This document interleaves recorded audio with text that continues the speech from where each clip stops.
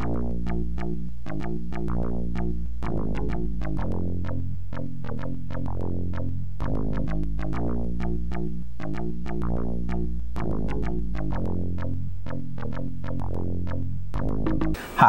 this is Doug from Dynamic Computing, and welcome to episode 35 of 10-Minute Amiga Retrocast, the Personal Paint 7.3 review. Personal Paint has been part of the Amiga lineup of software for decades now. They used to bundle version 6.1 with actual Amigas. That's how I got my first version back in the day. Version 7.1, which was at the time owned by Cloanto, was available as a free download after a period of time, and even today you can still download it free. I'll put the link in the description where you can get the free version. But in 2014, A-Eon bought the rights for Personal Paint from Cloanto, and then they surprised us just about 4 or 5 months ago by releasing a brand new version, version 7.3C, for sale. Is it worth the about $20 that you need to shell out for this brand new version? Take a look at the review and let's see. Of course, nobody can discuss any Amiga Paint program without at least talking about Deluxe Paint. It is the standard by which every other paint program is judged, and even today is used by professionals. Personal Paint is a very worthy competitor to Deluxe Paint, but they're not exactly the same. The later iterations of Deluxe Paint handle AGA graphics as well as standard bitplane, which means they can display 4096 colors or up to 256,000 colors on screen at one time with AGA Amigas. Where Personal Paint is still strictly a bitplane program, meaning 2 to 64 extra half-bright colors on our OCS or ECS Amigas, or 256 colors on our AGA Amigas. Now, the good news is that this can import, Personal Paint can import ham images just fine. It can even import 24-bit images just fine with no issues, and it does a great job of rescaling them and recoloring them down to lower levels of colors, 256 colors, 32 colors, 16 colors. It does a great job of that. Personal Paint also has most of the features of Deluxe Paint, but not all of them. So my recommendation is keep both of them on your hard drive and use each of them depending on what features you need. Personal Paint for certain features, Deluxe Paint for features it doesn't have. Here's a great and fantastic feature of Personal Paint 7.3. It handles retargetable graphics with no issue at all. So when you go to change your screen, you've got this RTG symbol down here, and it shows all of my retargetable graphics modes. So while I can absolutely use all of my NTSC modes just fine, it gives me the choice of choosing, say, 800 by 600, 8 bits per pixel, giving me 256 colors on screen at one time. So you can see even on my Amiga 2000, I've got 256 colors to choose from. And when you save these, it saves them as standard AGA type files, so I can go and open this up on my Amiga 1200 with zero issues at all. When in RTG mode, don't expect all the Amiga animation features to work exactly the same, because of course this supports great animation.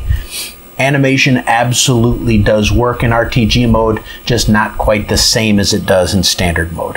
One very useful feature of Personal Paint is the ability to load different kinds of files besides just IFF files. It handles things like JPEG images, it handles bitmap images just fine, PNG files, where are those? There's PNG files, GIF files, which are not the same as the animated GIF files that we're used to seeing, and also photo CD and several other. So if we browse and we find ourselves a nice JPEG image, let's go down here to my assign of pics. So let's find a good JPEG image. We're going to take a look here. Samples, pictures, butterfly is a good one. Make sure you have JPEG chosen there. And it tells you what format it's originally in, 736 by 482 in 16 million colors. Current format, 800 by 600, 256 colors. Click on Proceed, and it'll read the file in, and it will convert it to the format that we're currently using.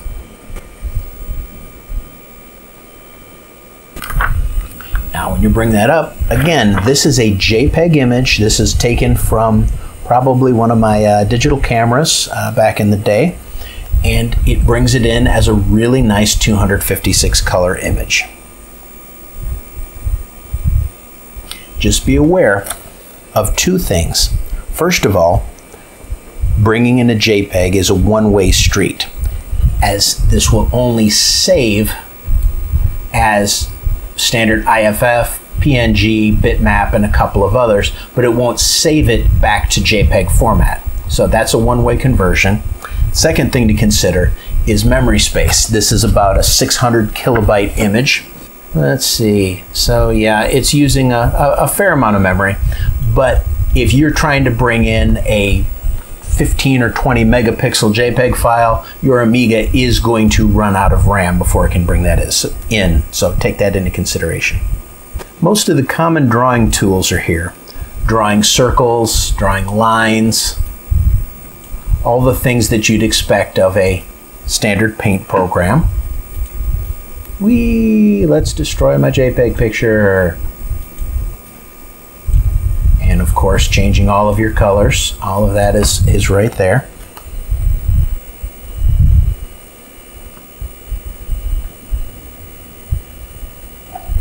So everything is quite recognizable from Deluxe Paint, except it's on the other side of the screen. Where it really shines are with some of its image editing features. Let's reload our butterfly. So we have our butterfly reloaded. If we go here to image processing, you see it gives us quite a few features. Now this is not quite Photoshop, but you can do some cool things. For instance, the watercolor effect is actually kind of neat. Now I will speed this up because it takes a while to do.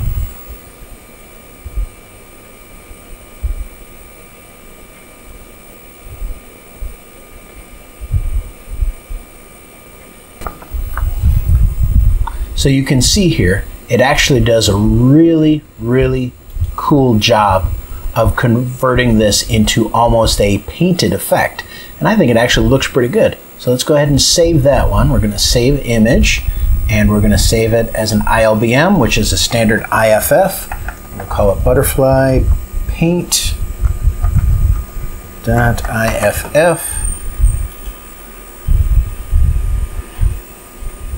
Now we will undo that. It does really just have one level of undo on here. Let's take a look at another effect. Image format. Let's go to Emboss. We're going to go Emboss High.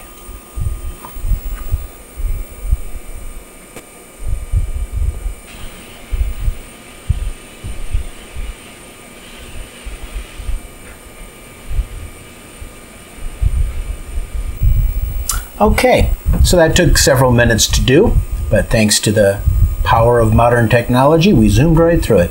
So you can see it does a cool job of doing an emboss effect. I'm not going to save this one, but you know, again, it's not quite Photoshop, but it can do some really cool things for a $20 program. Undo that. Brushes are handled quite nicely with several options for resizing and such. So let's just grab a little brush here of just Mr. Butterfly. There we go. Now let's go to a spare screen with the J button. Okay, now we'll go to a spare screen. Now you notice that the colors have turned funky when I went to the spare screen because it brings up the standard 256 color palette, but we can just go and grab from brush. There it is. It would also be Alt-B. And what that does is that on your spare screen just grabs the original color palette that came from the original brush and straightens your colors right out. So that's a very useful feature. So useful things we can do with brushes, as you'd expect. We can resize them. Let's do a manual resize of this little guy here.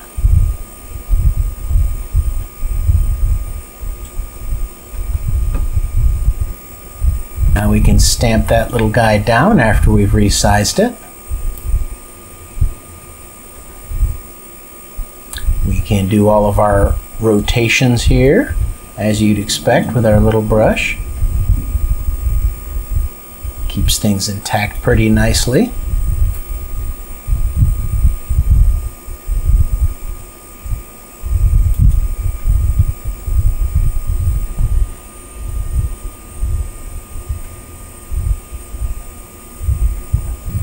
Now you can also handle text just fine in here. We'll right click on the text icon and change the actual font. Let's do CG Times. Let's do a 40 point.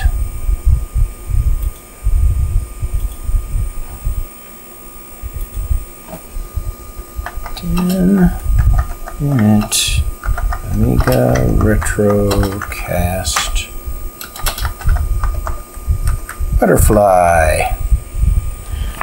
And you can of course then pick up your text as brushes too. Paste that anywhere you want to. So any kind of feature that you'd expect to normally have in something like Deluxe Paint, you've probably got right in here. This last menu, the settings menu, allows you to change some important things about the settings of the program, such as virtual memory, where you can use your hard drive as virtual memory space. That helps. Turn on coordinates, which of course should always be on by default, so you can see where your little mouse pointer is at all times. Change your dithering quality, so when you are manipulating images and changing things, it can automatically dither for you. Create icons. Change your language. This is important right here. We'll talk about this in a minute. When you're done changing your settings, you can click Save, and it will save a default way that you will open up the screen. So it changes all these things right here, and it creates a special little text file, a preferences file, and next time you launch it, it will launch with your preferences that you had saved, which is kind of nice.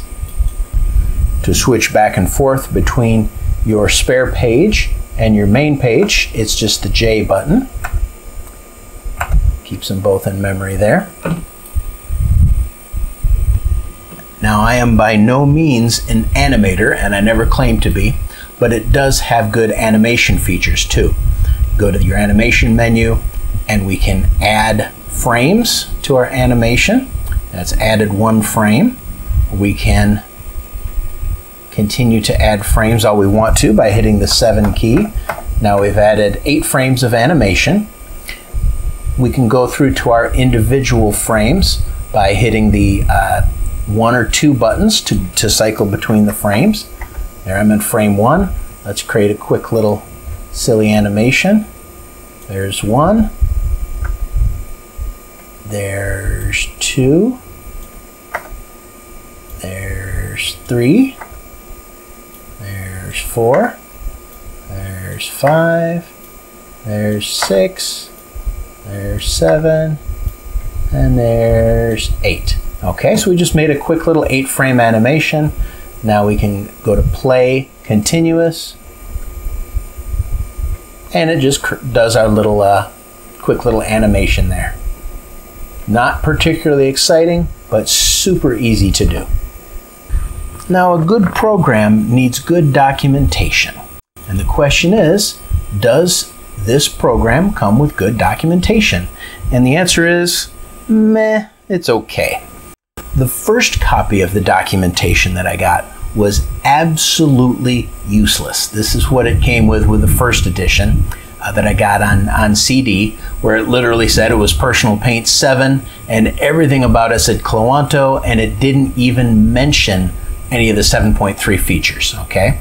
I talked to them about that. I even volunteered to rewrite the stinking guide for them for free. The second version I got, the fixed version that I'll talk about in a few minutes, a little bit better, They call it P-Paint 7.3 guide. So this, I think, has some more of the actual features on it that we need. This actually has and talks about some of the 7.3 features, but if you take a look, it still talks about Cloanto. This hasn't been a Cloanto product for 5 years. Now, correct me if I'm wrong, but it should take about 5 minutes to run a search and replace and just replace the word Cloanto with the word A-Eon or something like that. But it's not bad. It's really just a minor modification of the guide that came with 7.1, but at least it talks about some of the new things that 7.3 offers. So they could do some work on this. So there's only so much information that I can convey about an art program, considering that my drawing talent ends at creating little stick figures and animating little bouncing balls. So let's switch over and get an artist perspective from the talented Pixel Vixen. Hi everybody, I'm Pixel Vixen. Thanks to Doug for having me on his personal paint review video. I hope some of my thoughts will help you make up your minds whether personal paint is the paint package for you. Now, I've been doing pixel art since the 90s, and my tool of choice has always been Deluxe Paint. But I'm going to ask the question, will Personal Paint 7.3 supplant these older tools? Commodore bundled the Amigas here in the UK with Deluxe Paint, although the very last Amiga 1200 bundle in the UK, the Computer Combat and Innovations Pack, actually started including Personal Paint. Amiga Technologies continues for their Amiga Magic Pack, and since then Personal Paint has been regarded as a go-to paint package, although even with various cover discs back in the late 90s, I always came back to Deluxe Paint and brilliance. Let's see what has changed in this latest version, and whether Personal Paint will supplant my old choices, and whether the older, free-to-download Personal Paint 7.1 still has a place. I'll refer to this version of Personal Paint 7.3 as P-Paint from here on, just to keep things short. And compared to previous versions, this version of P-Paint requires Amiga OS 3.0 or later. It'll work on 4.0 just fine, and requires at very least 2 MB of RAM. This is very similar to the later versions of Deluxe Paint in that regard, but not something that your average Amiga 500 or maybe your Amiga 600 that has been pulled down from the loft will have. The requirements did say 1 MB, but I couldn't get it to run any less than 1.3 megs of free RAM. P-Paint's big advantage is that if you have a graphics card in your Amiga such as a Picasso 4 or an Amiga 1 system, it will work perfectly fine in those systems, whereas Deluxe Paint really requires the native Amiga chipset. You'll also find some excellent tools in P-Paint, such as a colour treatment to affect the overall colour balance, saturation and value of a picture without you having to adjust each individual colour register. You can also find that P-Paint is great for reducing palettes, say taking an image that is 256 colours down to 32 colours, or rescaling images in a nice smooth format, as well as saving into alternative formats to ILBM. But sadly P-Paint still doesn't support JPEG saving, but you can at least save pings and GIFs, which is great for image transfer. But all of these things that I've listed could still be done with the free to download version 7.1. So some of the new features are an addition of palette of brushes. I can't say I'm overly fond of these. The palette seems to get away in a bit, and it appears that it's something is missing from my brush palette itself, although you can store a number of brushes, which is useful. These new brushes seem to only be usable with the freehand or line tools, so the pattern brushes, for example, aren't useful for fills. Personal Paint, or P-Paint as I have been referring to it, is great for divot fills, and that is one advantage to D-Paint, for example. The other problem is that it appeared that these brushes removed a strip to the canvas from being editable. It's a minor thing, but it definitely does affect the usability of the package. It feels a little bit bolted on. I feel that there is possibly a better way of doing this. Maybe there is something wrong here, if anybody else wants to chime in, but this does seem to tally with the screenshots that I've seen. Some other features which I couldn't figure out which were promised in the new version of P-Paint were the pressure sensitivity and the transparency. The documentation, which is in Amiga guide format, didn't really allude to how this worked, at least I couldn't find it. This was something that was pretty easy to fathom out with D-Paint and Brilliance, for example, so I'm not sure where I'm going wrong, so if anybody wants to point this out, I would love to hear, and I do apologise that I've not been able to figure it out for my overview. One thing that I can report that doesn't seem to have actually improved is P-Paint's animation capabilities.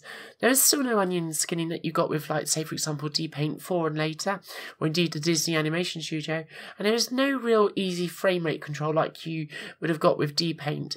Although there is the storyboard, which remains quite a handy extra, but that's where I want to talk about the user interface as well.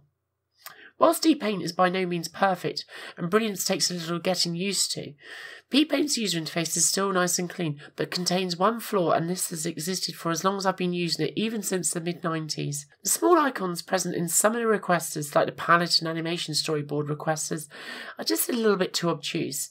There's no real overall indication through what they visually convey as to what they really do, and there are no evident tooltips.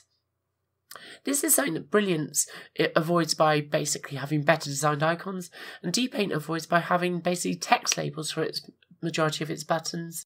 It's just a little bit frustrating because obviously P-Paint doesn't come with printed documentation, and the Amiga guides that I've been able to access don't actually allude to this. But this is a long-running peculiarity with P-Paint, and once you've learnt what they are, they'll probably stick, but I wanted to point it out nonetheless. But back to animation capabilities, certainly if you've got a copy of DualX Paint 5, you'll find that that is much more sophisticated when it comes to animation potential, with the move requester, the camera tools which allow you to pan between a larger bitmap than the screen, your frame rate control, and also your palette control. Even DualX Paint 3 and 4 do definitely offer advantages to P-Paint in this regard, so if you're interested in animation, I would certainly recommend D-Paint is still your go-to tool. I've also spotted at least one bug, or at least one that I've certainly found on an Amiga 1200. It appears the apostrophe key to turn on and off the stencil doesn't actually work. I'm not sure why this is. It works fine when you're accessing it through the menu, but it just didn't seem to work, and that's quite a useful shortcut. These shortcuts, actually, is worth pointing me out, are actually mostly compatible with D-Paint, which is a really nice touch, and that is where a package like Brilliance from Digital Creations back in the 90s went so right with Brilliance. They made sure their keyboard shortcuts were compatible, and P-Paint mostly follows that in that regard, so that's a definite thumbs up. But I couldn't find any background lock tool, and I use this all the time in D-Paint because it is so useful when sketching out the outline of a drawing, or when I'm actually extending what I'm doing to be able to protect the background whilst I'm working on the new foreground features so that I can easily erase them to go back. All of this may seem a bit of a negative response, and actually is much to credit P-Paint with. It's very solid, I never experienced any crashes, and basically, for the most part, it works like the good old faithful D-Paint. I really do like the divid fills, as I say, for creating monochrome manga with, for example, and the Bezier curve tool is a big step up from D-Paint's basic curves. You'll also have multiple undos and redos, and these are all fantastic things. But however, you will find most of these things in the free-to-download version of P-Paint. So, this raises a few questions. First of all, what will I be using in the future? Well, I have to say I'll be sticking with DualX Paint and Brilliance, particularly the former. Neither of these are perfect by any stretch of the imagination, and many of the improvements in P-Paint would be very welcome in D-Paint, such as those multiple undos and redos. But the fact remains that most of the improvements that are in 7.3 were also present in the free version of 7.1, such as those multiple undos and redos, and be able to stamp down brushes without the UI clipping the brush, which is what you'll get with D-Paint. The other fact is that P-Paint 7.1 seems to run absolutely fine on my Kickstart 2 Amiga 600, for example, and also the smaller memory requirements means that it runs much more better on my 2MB Amiga 600 when I removed the fast RAM from it. So it's just something to consider if you're looking to use an Amiga that you've got down from the loft. So say, for example, you have an Amiga 500, Personal Paint 7.3 is not going to be the application for you, because I can almost guarantee that your Amiga is not going to have the 2MB of RAM, at very least, that this machine requires, and also the Kickstart 3. So just something to bear in mind. However, there are big upsides to supporting P-Paint, and that is you'll be supporting a current Amiga developer by putting money into their pockets to be able to progress this wonderful application. And I do stress that it is a very good application. However, in my opinion, it doesn't quite match up to the brilliance, no pun intended, of Brilliance and D-Paint. There's no doubt that I could very happily use P-Paint for my work, but there are a number of advantages to the D-Paint of the past and the Brilliance software. Like, for example, one of the things I really like about D-Paint and Brilliance seems very, very frivolous or very, very slight, but it's the support for 4-bit colour values. It's great for making your AGA graphics or maybe your RTG created graphics look good on OCS and ECS machines when scaling those palettes. And unlocking of those background layers, as I say, is extremely useful. I also have to say that P-Paint just feels a little bit slower on Amiga hardware compared to, say, when I'm using Brilliance or D-Paint on the same Amiga. One key area which I found this was with the magnify tool.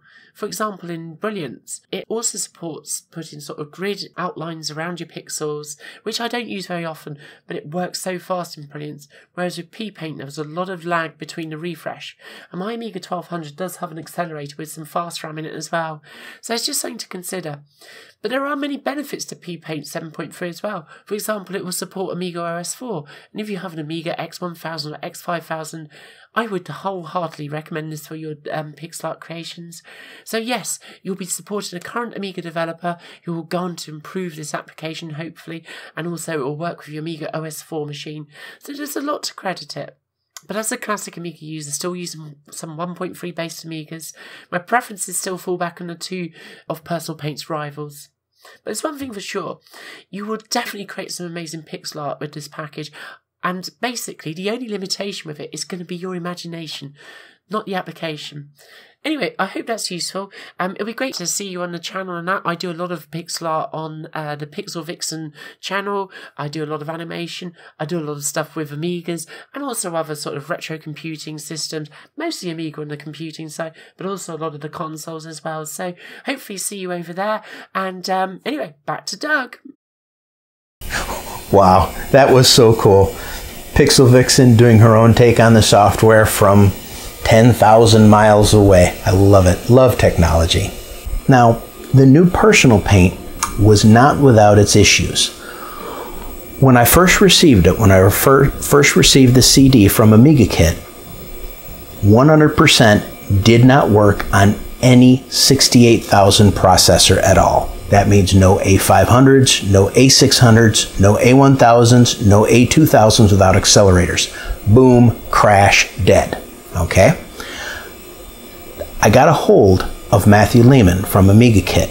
He sent me what he said was a recompiled version for the 68,000 and nothing. Completely dead. Wouldn't work on a 68,000, but it would work fine on an 020 or above. Just fine. This includes on my ACA 500 Plus. Absolutely would not work. At this point, I continued to try and get help and reach out to these guys. Nothing. Crickets. Chirp, chirp, chirp, chirp. Crickets. On to the other Amigas. This version hates Amiga OS 3.1.4, and my AGA Amigas would barely function with it, to the point it would load the program, but most important tools would not work. Something like the single pixel brush here where you just one little dot at a time, nothing, completely blank. Text, you type text up here, it might show up down here, it might not show up at all, it might be corrupted. Just absolutely useless. Things like the spline tool where you can make these curved lines and shapes just wouldn't work. Just a large percentage of the important features, no function at all. Really, the only Amiga that I own that it would work okay on was my Amiga 4000 with my retargetable graphics card. When I had it in RTG mode, it worked okay. But, you know, my Amiga 1200, my Amiga 500, my Amiga 3000, it just wasn't a functional program. I continued to try and reach out to Amiga Kit. I continued to try and reach out to A-Eon, and guess what I heard? Crickets. Nothing. Nothing at all for a non-functioning program. Days turned into weeks, still nothing. So I decided the squeaky wheel gets the grease. So I went on to amiga.org and I created a new thread in their Personal Paint thread, Problems with Personal Paint. That finally started to get some attention. I also posted this on Facebook in the amiga.org group. Why did I do this? Because amiga.org, Amiga Kit, and A-Eon, they're all part of the same little group. So I knew they would somehow get the message. Finally, after a few days, I did get a response from one of the devs, and I would love to post the message, but you can find it on amiga.org. The first message was basically, oh, you're in the 68K program? Whatever, maybe I'll have time to fix it someday. Okay, you just released this, you just announced it, and you kind of don't really want to support it when it's broken? Well, after a few conversations through amiga.org and a few conversations through email, he finally did come around and came up with some good ideas for fixing the issues. On the Amiga 3.1.4, he specifically had some clues with what the problem could be, and that is the Amiga blitter and the CPU blitter were having issues. So if you go in and you change a file, one of the prefs files, and change the little 1 to a 0, it now uses the Amiga Agnes blitter to do work instead of the CPU blit program, which is a little faster. That helped on a lot of the programs on Amiga OS 3.1.4. It ran better, still no single pixel brush, and a few other little things crept up, but it really helped. And what I'll do is I'll post that in the description, how to fix that. The second thing was, he finally got back to me about what the problem was with it running on a 68,000 machine.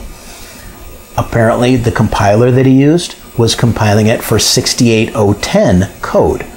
Well, that sucks, because that isn't going to work. So everything was compiled 68010 and above. So 68,000 wouldn't work.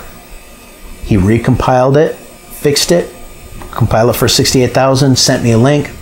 Now it works great. My Amiga 500 with my ACA 500 Plus works like a champ with Personal Paint. I don't have any issues. I don't have any problems with it. My retargetable graphics system and my Amiga 2000 in ECS and OCS mode works like a champ. No problem at all with that. My AGA Amigas, my A1200 with Amiga OS 3.1.4 mostly works, but the single pixel brush still does not function even with this new version. Now, I really honestly hope that they've put the new version up on the A-Eon website so it gets rid of everybody else's problems, because I'm not alone with people who have problems. I would guess most people just tried it out, said, this garbage doesn't work, forget it. They weren't persistent. Amiga Kit and A-Eon are in the business to provide a product and make money. That's good. I absolutely respect that. I applaud them for providing service to the Amiga community. But we're not just Amiga fans here. We're actual paying customers making payments with our hard-earned money for your products. When a product does not work, I really expect a little bit of help and a little bit of support without having to feel like I have to light a fire under you to even get a response. It's also important to understand that the Amiga community is a small but tightly knit community. Word spreads pretty darn quick in our community. And if a product is crap, we're going to tell you that it's crap, and that word is going to spread. If a product is good, we're going to tell you it's good, and that word is going to spread. Now, in reading about other people having issues with these aforementioned companies, I hear a lot of, we're too busy. We have too many things going on to respond to everybody. Okay, that's great. Busy is good. But customers have to be taken care of, or they won't be your customers anymore. They'll go someplace else. I might recommend that if they feel they're stretched too thin and they don't have time for all these projects, don't take on new projects like completely revamping the Amiga.org website. You remember that fiasco where they were down for months. Don't take on new projects with new software. Specialize in what you're good at and do a great job at what you're good at. Don't stretch yourself so thin you can't even see yourself coming or going. And I'm speaking from experience because I personally had to do this several years ago. In my business, I had spread myself so thin that in trying to take care of everybody, I didn't have time to take care of anybody well. So, is Personal Paint a good product? Yes, absolutely. Now that it has most of the bugs ironed out of it, it's really a good quality paint program. I personally use it every single week on almost all of my Amigas. I use it all the time. There's no denying that. Is it worth the $20 to buy the product? Absolutely, without a second thought. I actually think that this thing's probably worth $40 or $50, honestly. And where can you get this lovely piece of software? Right here in the good old US of A. Go to www.amigaonthelake.com. We'll put that down there. They carry it in stock. They've got a full selection of all kinds of stuff for both your 68K and your PowerPC and Amigas. And I even hear a rumor that they're carrying stuff for some kind of Atari computer. I don't know much about that. Amiga on the Lake is growing and expanding, and they're doing a fantastic job. Now, if you're one of our European friends, you don't want to order it from overseas, you can get it through Amiga Kit. You can absolutely order it online through A-Eon too. So you can go that route if you need to. On my highly scientific scoring system, I give this software 3.75 Amiga check marks out of 5. Now, the reason I've taken points off is because of my relatively poor experience in getting the software to work. All right?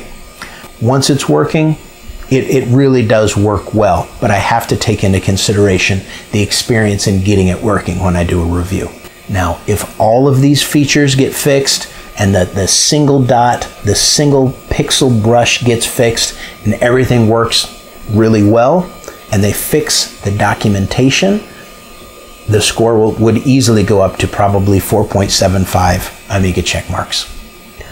Next week, I'll be releasing my 1-year anniversary of 10-Minute Amiga Retrocast. I have absolutely no idea how we've already gotten through a year on this program. I'm so excited. I'm so happy. And there'll be some special guests on next week's show, and also a fun contest that we're announcing. But until next time, this is Doug from 10-Minute Amiga Retrocast, signing out.